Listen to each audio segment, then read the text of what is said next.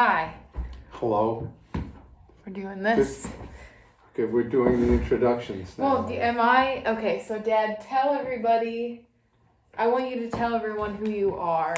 Okay, I'm Dr. Gollum. No, I'm Jeffrey Dobken, and I'm an MD, MPH. I have several academic appointments at New York Medical College and another one at Cornell. I deal with community health, but I'm basically a pediatric allergist and immunologist, dealing also with adults. We're putting this together because of my daughter, who thinks that we should share information. I recently published a paper, again through Rachel, thank you. Oh, you didn't know you published it on... Well, it was on Kevin MD. It was on a doctor blog site, but he retitled it, or whoever his editorial staff has retitled it. The original title was on Crying Wolf. I like the title he came up with, though. Yeah, his was You Have to Be apolitical and honest truth-telling. And we want to talk a little bit about some of the concerns that everybody has about COVID-19. Yeah. And what does it mean to be embedded in the mechanics of an epidemic? Yeah. We all are. We're all cooperating with our government, staying home and trying to stay out of family fights, which sometimes works and most of the time doesn't. Well, and I think we also wanted to mention the fact that you are now, this is day how many after your bone marrow transplant? Well, I do identify with everybody who hates being quarantined, sheltered in place. I'm at the halfway point of a 100-day period of isolation following a second bone marrow transplant. In the course of the last 16 weeks, I've spent 7.5 of them hospitalized for treatment for cancer. So I'm one of the high risk individuals that has to deal with this epidemic. Yeah. But and you've been fighting multiple myeloma. Right, that's the cancer. I have a blood cancer, a cancer of the white blood cells. My immune system essentially is shot. So I'm not just high risk because I'm an old person. Stop. Well, I'm an old person. I can remember when they invented light. But anyway, I'm in the age group and disease group that is identified as being particularly at risk from COVID-19. Yes. Well, so we had a bunch of people who have written to my dad in regards to wanting information about the virus, and we've been talking, him and I and us and our family, about what is really going on. And so we thought it would be great to share a lot of that stuff with you guys, because so many people are scared and frightened and just we are looking for guidance to doctors like my dad, who knows so much. I thank you for that. But I spent, I think, the last 4 weeks trying to calm my family down, because the endless machine gunning of information on COVID-19 through all of our media sources has done nothing but confuse people and scare them at the same time. Yeah. And I'm trying to keep everybody on an even keel. We do not need to be afraid of what coronavirus is or can be. It's been around a long time. It's probably as old as mankind. Yeah. So can you talk a little bit about what coronavirus is in general? That's a good place to start. Yeah, and I would do this to orient everybody. We have always, as a living species, as an inhabitant of the planet, had to share the planet with organisms which predate us, which is what a virus really is, in effect. The coronavirus that we're talking about now was long ago, mid-1950s, identified as one of the agents that cause the common cold. So coronavirus and the common cold are partners. They've been around for a long time. And it was not until the electron microscope, as a technology came along, that they could visualize this virus, giving it its name because it has a crown around it, corona. Right. But the fact is, it's a common, ordinary, everyday virus that causes sore throats, runny nose, and sneezing. And up until recently, nobody really, well, let me say this differently. Nobody spent a lot of money trying to develop a cure for the common cold because there were too many things that caused common cold. And the military, who did spend a lot of money in the 50s and in the 60s, trying to not only understand the process of infection that led to a common cold, but also what could be done to stop it. But the COVID-19 segregated itself away from the rest of the coronavirus. Right. It's still a coronavirus, right, but it just somehow substituted part of its RNA background. It's not a DNA virus, it's an RNA virus, which makes it special, but it substituted, becoming more pathological, and that raised all sorts of alarms. And that's what came out of, we're blaming China for or giving the coronavirus COVID-19 a nationality, which is quite unfair and really not accurate. Okay. So, like, essentially, this has been around for a while, but now it's mutated, and now it's become, you've been talking to me about this whole virgin turf thing. The reality is this is a virus we've never seen here before, so that's why it's reacting this way. Right, and we'll address that for a moment. What makes any pathogen more or less lethal? And that's sort of the starting point where somebody, and I'm going to assume CDC or NIAID, National Institute of Allergic and Infectious Diseases, identified this virus after the outbreak occurred in China. Mm-hmm. The process of identifying it means merely that they said, wait a minute, this stuff is different.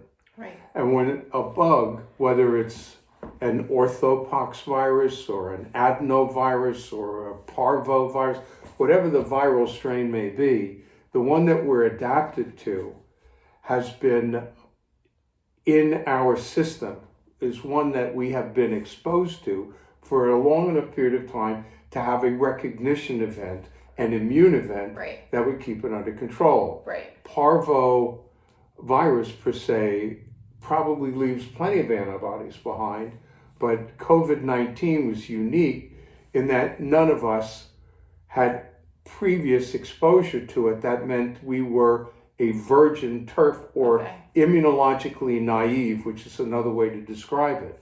Once that happens, that virus, that strain, if you will, has to pass through all of the population for the population to gain immunity. And in the meanwhile, what we noted or what we feared was that somehow this virus, because of its mutation and changes, was going to lead to more lethal consequences. This is not something you can tell beforehand.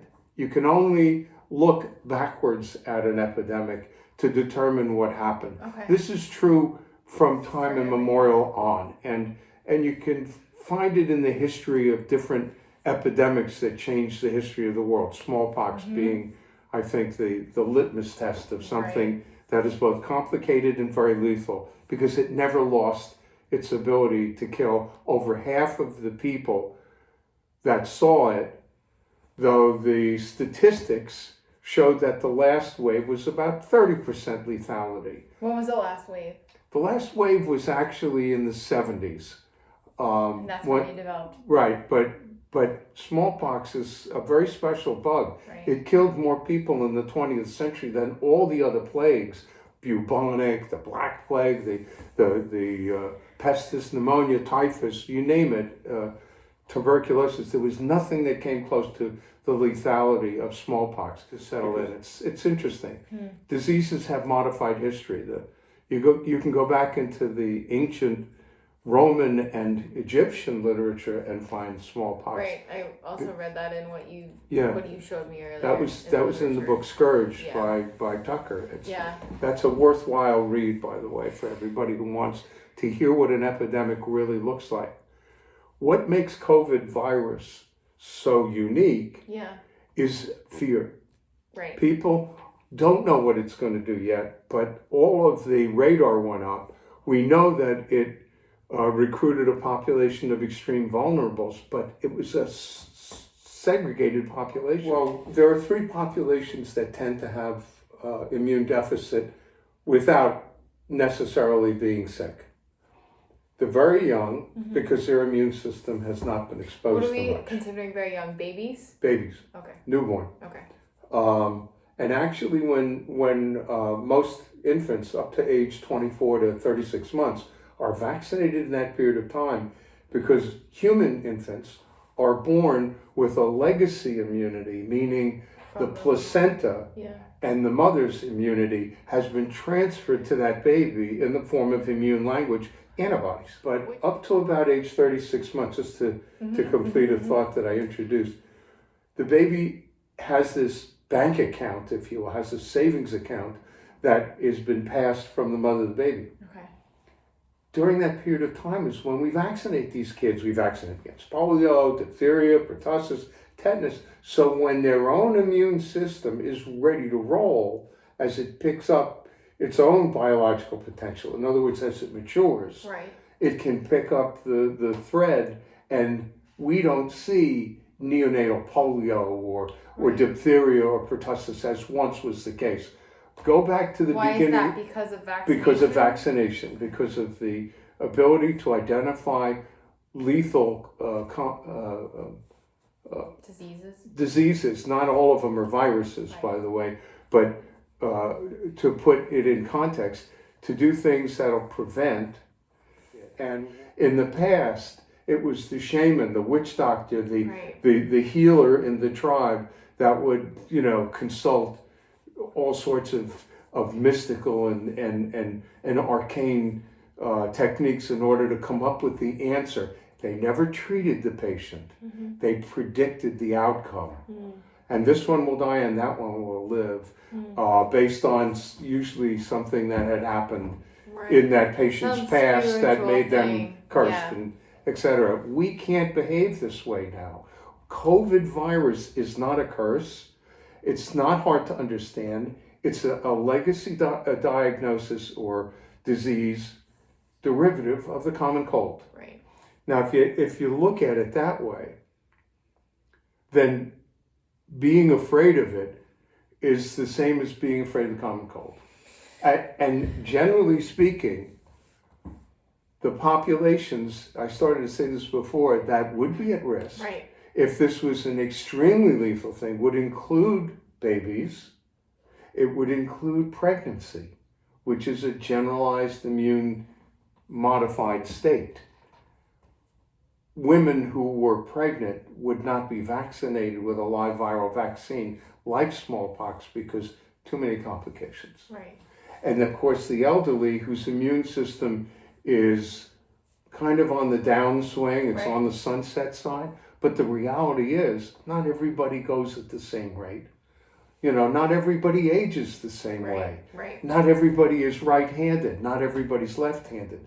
So when you look at what a virus, or for that matter, any infectious process will do, you have, on one hand, the nature and substantive events that are linked to that bug. Okay. And on the other hand, you have the population and their ability to fight it. Right. So you have all of these moving parts, and to make it a blanket statement, if you don't want infection to spread, you use isolation and containment. That's the quarantine we're going through. They're doing now. That's correctly done. Okay. But it would be that much more effective if those who did have the disease had an effective treatment. Right. Absolutely. And that's where we're still looking for it. You cannot just put seeds in the ground and have a crop the next day. Right. A vaccine to treat coronavirus requires time. Right. And it also requires identification of the right kind of protein from the virus to make the right kind of stimulus in the vaccine that will create a defense. You're not giving the disease with a vaccine. It's a common misconception. Right. We don't have to talk about that now, but I feel like that's like a whole other conversation That's because people don't understand that so many of the reasons why the steps are pretty intricate. Yeah. And it's also intricate when it's complex by a lot of bad news stories. Right, of course. Well, and that's the whole thing. It's like everyone is trying to figure out what's actually fact, what's actually fiction. Do we have to be concerned? I think the biggest thing right now is just the fact that it's happening in such large quantities, right? That's what they're saying. There's not enough hospital beds, there's not enough nurses and doctors, and it seems like they're working around the clock, that's what's scary. And then obviously someone like you getting this, or someone like mom, or people who are older who are the at at-risk risk. It's scary. You don't need, the point really is they've identified or made an assumption. The hypothesis is we are all going to be equally affected by this. We will not be. Okay. There's no disease that's ever done that. Right. More critically, as we start accumulating enough statistics, Okay. then we'll know actually how many people had an encounter versus how many people had a complication. Once you know the morbidity and mortality, which is what I'm referring to, Right. then you can say it's more dangerous then, or it'll cause more problems then. Right. But the assumption here is that we're all so supremely vulnerable that you have to have this constant stream of warnings by people who are not medically trained. I've just turned off the news. I mean, it's become. Well, but again, I want to hear what's right. Yeah. So I go to medical websites. I go to the CDC. I go to places where they put out information, but the layman reading that is going to be overwhelmed by the language. Right. It's not translated into 8th grade. No, it's not. Literature. And it shouldn't be. Right. We need people like you to tell us, because you're the expert. This is your wheelhouse. Infectious disease is your wheelhouse. Well, I just, like I said, I don't want panic. I want pay attention. Do what you know you have to do. Which is quarantine. Take care of yourself. The hand washing. Right. And you know what I've told you. You go into a store, wear a mask. Right. And wear gloves. Right. I think the only reason they said that masks don't work so well is they're trying to have the mask diverted into the hospital setting first. Right. Which I understand. Which they need, yeah. But don't tell people it's because they don't work. Well, I heard that. I read that article too, and we've been talking about that. Yeah, so if you do have access to a mask and gloves and you go anywhere, even if it's just the gloves, wear it. It's better to protect yourself that way. You're still going to wash your hands. Yeah. You're going to sneeze into your elbow or wherever. Right. That's, I like that.